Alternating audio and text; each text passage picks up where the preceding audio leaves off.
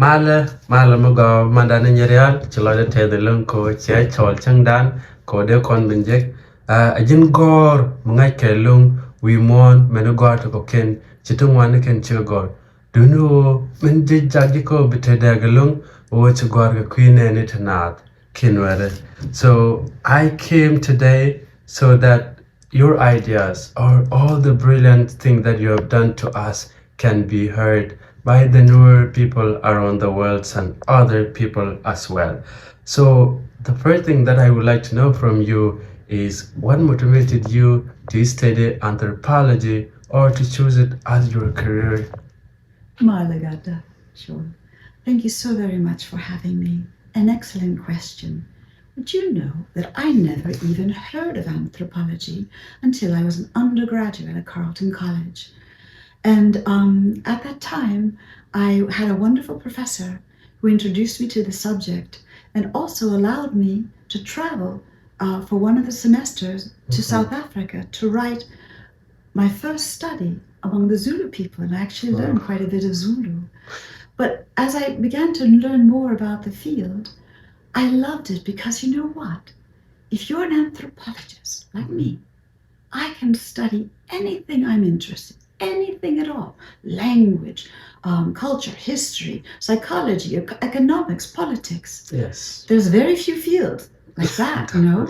So if you're a curious person, it's wonderful. The other thing that's wonderful about anthropology is everything I learn in the field or with people or in my life moves together. So if the Nuer teach me something about myself or about the world, that has an immediate relevance to my life, and I like that unity. That is a brilliant answer, and thank you for that. I know that Nuer people are far away, thousands of miles away from the United States.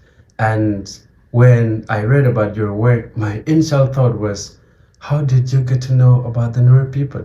Well, first of all, you should know the Nuer people are famous within the academic world because they were studied, as you probably know, by Evans Pritchard, who was an English don at Oxford, who went there the field work for 11 months back in the early 30s. And so he had written some books. And during my graduate training at the University of Chicago, I had a wonderful professor who had a course called The Intensive Study of a Culture. And who did he pick? He picked the Nuer. Wow. So what happened was that whole semester, we were free to read up everything we could on the Nuer and then try to see through the errors or the blank spots, reanalyze things. And so that's what I did. And I wrote a paper. And the paper was about the fact that Evans Pritchard never really talked to women. He never really considered their point of view. He really only talked to sort of senior men and some youth males. But I thought his whole image of the Nuer society is very male dominated. But women have their own power. Women have their own points of persuasion. So I tried to look through what he wrote and everybody else and just sort of figure out what that was. So I wrote a paper, and then I turned that paper into my master's thesis. Wow. Yes, the next summer. And it was all about comparing men's experience of life and women's experience of life in the 1930s, because we didn't have much after that at the time. Wow. So I loved it, and I had so much to learn. But when I went to graduate school, I wasn't thinking of necessarily studying the Nuer. I was thinking maybe I'd go to North Africa. And then I spent a year in Cairo. I was studying Arabic at the University of Chicago. And after my second year, I took a national exam. They may still have. And if you get in the top 10 people in the country, they send you all expenses paid for a full year of advanced Arabic training at the American University of Cairo.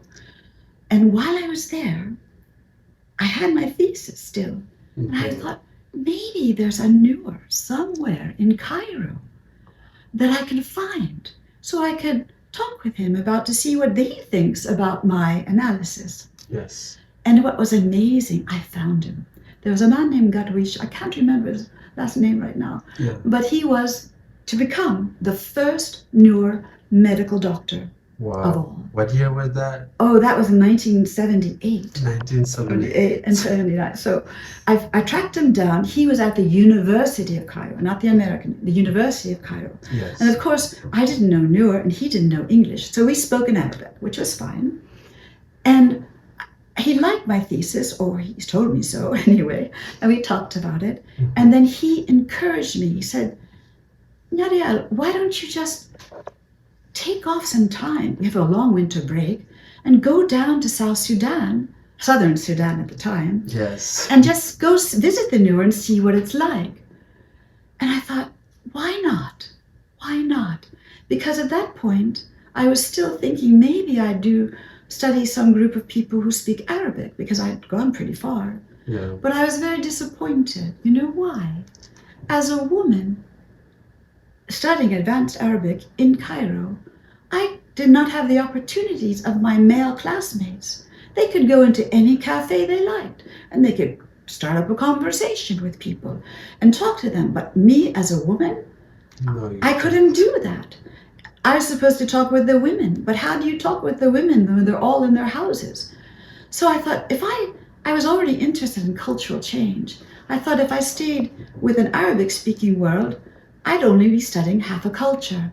So the wonderful thing is that when I traveled down to South Sudan, Southern Sudan at the time, yes, I traveled on the back of trucks, just like it was December, January, okay? So the Nuer were coming back from Khartoum, or going to Khartoum for some day labor work. The trucks were running, mm-hmm. and I just went around, and I was delighted. You know why? And you travel all alone? I traveled all alone on the backs of trucks, and but there were Nuer on the backs of trucks riding with me, of course. Mm-hmm. And I would just drop in. And there's no way at that time, there were no cell phones or anything, so you couldn't tell people you were coming. So I would drop off, spend a few days in which village or another. I traveled over the Lao Nuer area, I yode all over central Nuer. Mm-hmm. And I was delighted, because I could talk to anybody. As a woman, I could talk to old men, I could talk to children, women. I had to talk to the ones who knew Arabic then. Wow. Because I didn't know anything yet. But I thought, yes, people are open, people are welcoming, people are kind. And I know they're still recovering from the first Civil War.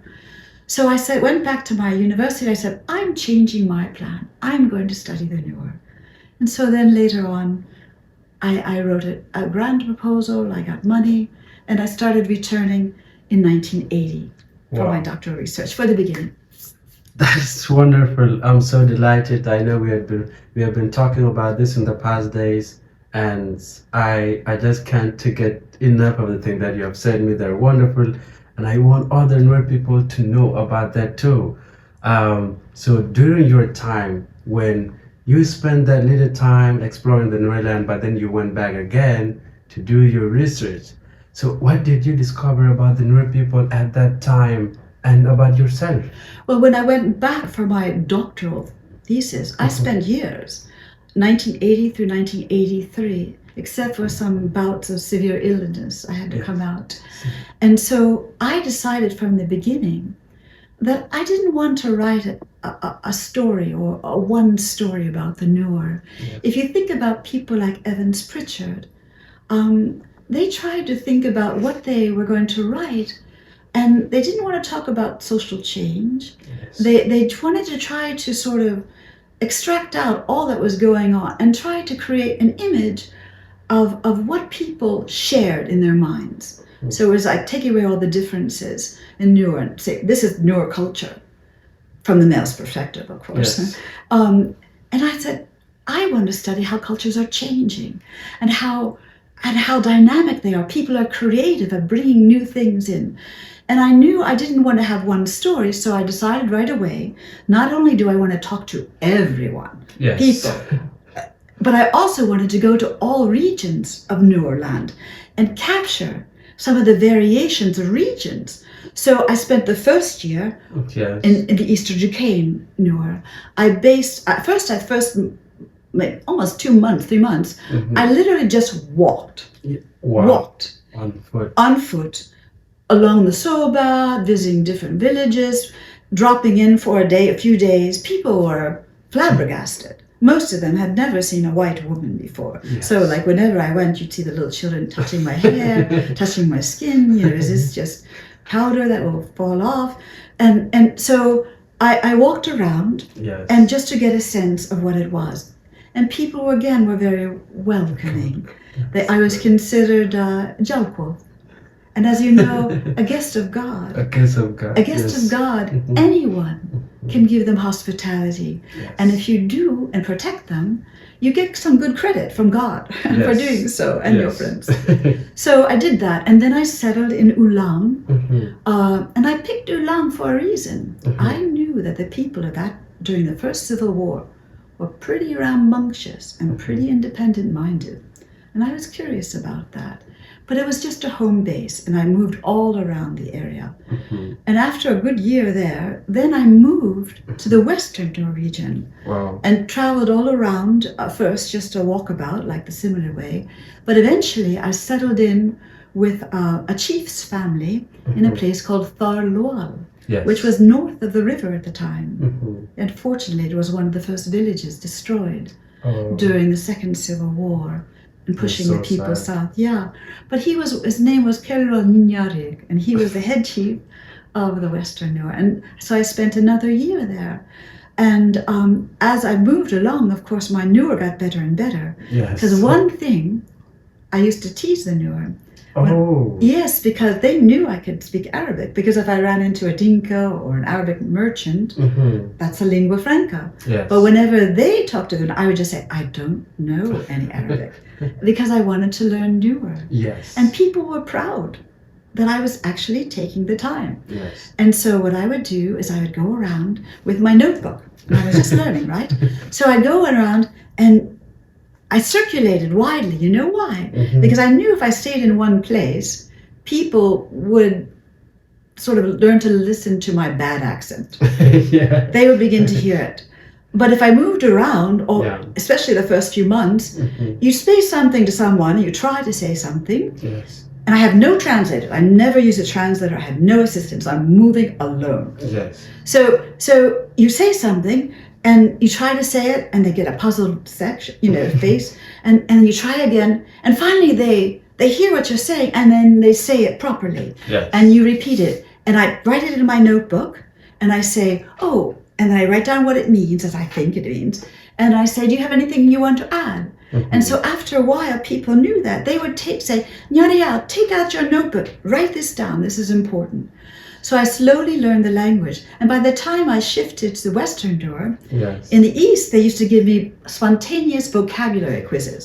Some Wow. person I never knew, say, what is ting ting, or they just have a whole series of words. And I would guess until I got it right. By the Yeah. time I moved to Western Nuer, I was fluent.